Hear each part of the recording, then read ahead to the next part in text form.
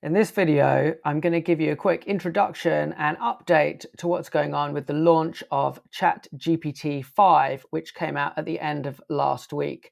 I'm recording this on the 13th of August, and as I speak, whether you're on a ChatGPT Team or Enterprise account, you will now have had GPT-5 rolled out to your employees, and it's probably driving a number of questions. So firstly, what is GPT-5? Well, from their announcement, it is ChatGPT's newest flagship model. It is the model that all of your employees will be using when they go into ChatGPT. And why it is different to GPT-4, which was the series that came before, it is much better in making decisions on its own and picking which tools to use. It is much better at coding. And just in terms of, as they say, raw intelligence, so mathematics, calculations, analysis, and also steerability, which is its ability to follow instructions that you provide it in your prompt. So a lot of effort has gone in from the OpenAI team in towards getting this model launched. But as it has come out, there have been some bumps in the road, and I'm going to walk you through that in a moment. So firstly, as I've said, ChatGPT-5, it's the new default when any of your employees log in to ChatGPT. So you may have been familiar with this scene on the left, which is almost like a wine list of different models that could be chosen. And for an advanced or pro user, this was fantastic because they could pick and choose. But for the majority of employees, they just didn't know which to use and when. And so they just defaulted to using 4.0, the standard. Now, when you log in, you're going to see a much simpler model picker. I'm going to talk about how this is evolving in a moment. But GPT-5 is the model, and it just is going to remove a lot of that decision making from your employees. Now, why is that important? Well, ChatGPT previously had a number of what were called reasoning models. O1, O3 were the main ones that you might have come across. A reasoning model does not just come straight back with an answer. It actually goes through a chain of thought, a thinking process. It uses various tools, going off to websites or other tools that it's got access to come up with a more considered answer before providing that back to you. But the reality was that most people were not using those models. Here were some data points that came from Sam Altman, who's the CEO of OpenAI. The percentage of users that were using reasoning models was tiny. If you were a free user, it was less than 1% of people were using these reasoning models. Even if you were on a paid plus account, it was only about 7% of users were using them. So really, most people were just confused about the model picker, what to use when, and so they just used the default, which was 4.0. So how does ChatGPT-5 improve this situation? Well, it introduces this concept of a thing called a model router, i.e., you don't need to worry about which model to use. ChatGPT will make that decision for you. All you need to think about is, I'm using ChatGPT, and in this instance, GPT-5. And depending on the complexity of your inquiry, ChatGPT will route it to the most appropriate model. If I'm simply asking for some research about an account, then it's just going to come back with GPT-5 fast. If I'm asking for some quite complicated regression analysis on a large data source, it's going to direct me to GPT-5 Pro or Thinking. But I don't need to worry about that as a user. Now, one of the problems with this is that if you were a pro user in the past and you were very comfortable picking which model to use when, then you already knew how to do this. And so this is seen as taking away some of that control, which has resulted in some of this negative feedback. Here's an example from a Reddit thread. I've just lost access to 4.0, and I know I'm not the only one. For me, this model wasn't just better performance or nicer replies.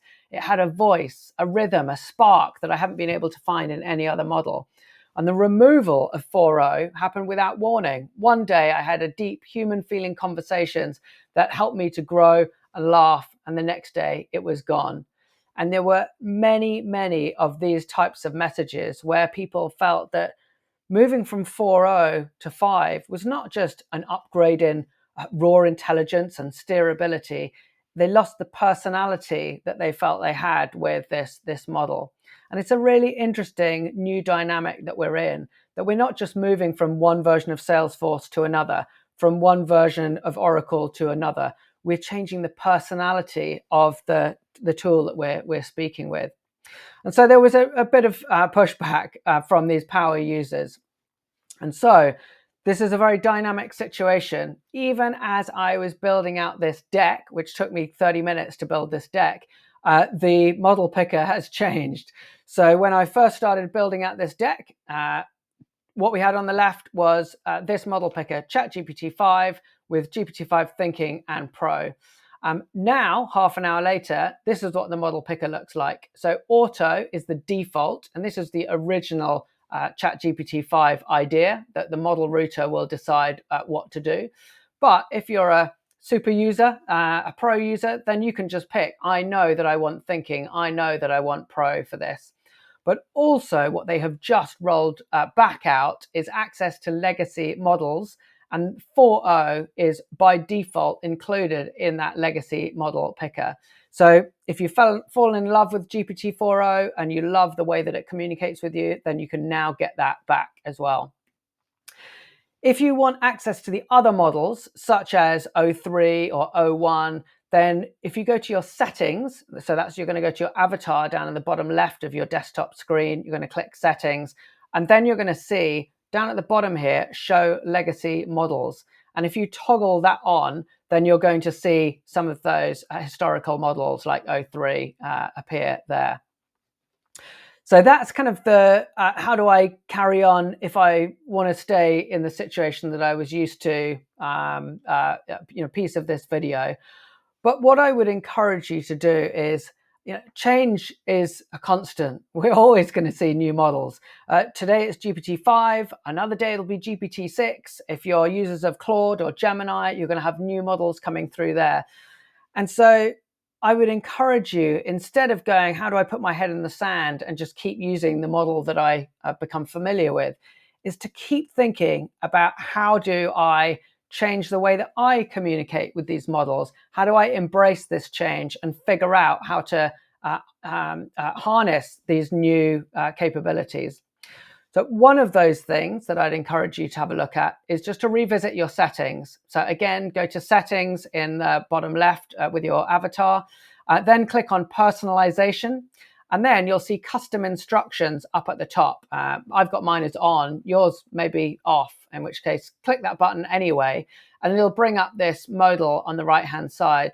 And this is where you can customize ChatGPT to follow your kind of behavior. So the main area that I would focus you on is what traits should ChatGPT have? And here, because I'm British, I have told ChatGPT I want you to use British English spelling, S's rather than Z's. I want my dates to be in this format. I want no M dashes. I want you to optimize for writing in this style, provide me with bullet points rather than long prose. So continue to use that to fine-tune how ChatGPT speaks to you, and GPT-5 can be steered in this direction as well. The next message that I would always reiterate to companies as we're going on this journey of new models is that the concept of a jagged frontier, and this was popularized by a guy called Ethan Mollick through a great book, Co-Intelligence. And he talks about the jagged frontier. If you imagine a castle and its battlements, and they go out and in and out and in, AI is good at some things and not good at some other things. So it's great at summarizing some meeting notes for you. It is great at writing a short email for you. Is it going to be fantastic at providing an immediate cure for cancer or climate change? Well, these are really significant challenges, and AI is not quite there yet. However, every day it feels like new models are coming out, and things that were yesterday in GPT-4 land that were outside of the frontier today are inside the frontier in GPT-5 land. And it is a responsibility for every company to be thinking about the challenges that are currently outside of the frontier. And every time a new model comes out, to test and test and test and figure out what has just come inside the frontier.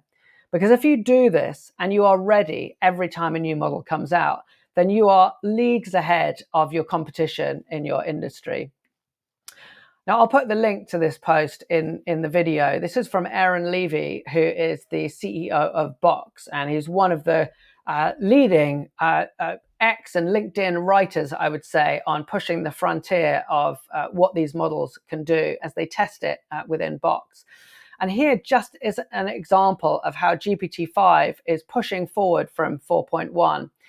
When doing data extraction, like the final US dollar amount on an invoice without currency labels, but with an address in London, GPT-5 correctly responds needing a conversion rate from US dollars to GB pounds. In comparison, 4.1, the previous model in the API, saw the final bill and returned it, assuming the currency incorrectly. And these are the little things where pulling out invoices and categorizing them in GPT-4 would have been outside of the frontier, but GPT-5 is now inside the frontier. And there will be hundreds, thousands of these use cases across HR, finance, legal, that a week ago were not possible and are now possible. And it is your responsibility as a leader in a company to go and hunt down those use cases, because if you're figuring those out, not only are you improving the productivity and efficiency of your core team, but you are allowing your company to scale, but without being tied to an increase in headcount at the same time. So with that in mind, how can Kowalah help you on your journey? Kowalah acts as your digital chief AI officer. You've got questions about how to go on this AI journey, and Kowalah has those answers. Specifically, in terms of AI implementation and performance, we've got some pre-built tasks that help you to roll out ChatGPT Team to deal with these challenges of ChatGPT-5 being rolled out. So to test it out, go to kowalah.com. You get 5 free chats, and then you can talk to us about signing up the rest of your team and moving your whole company on this journey to AI.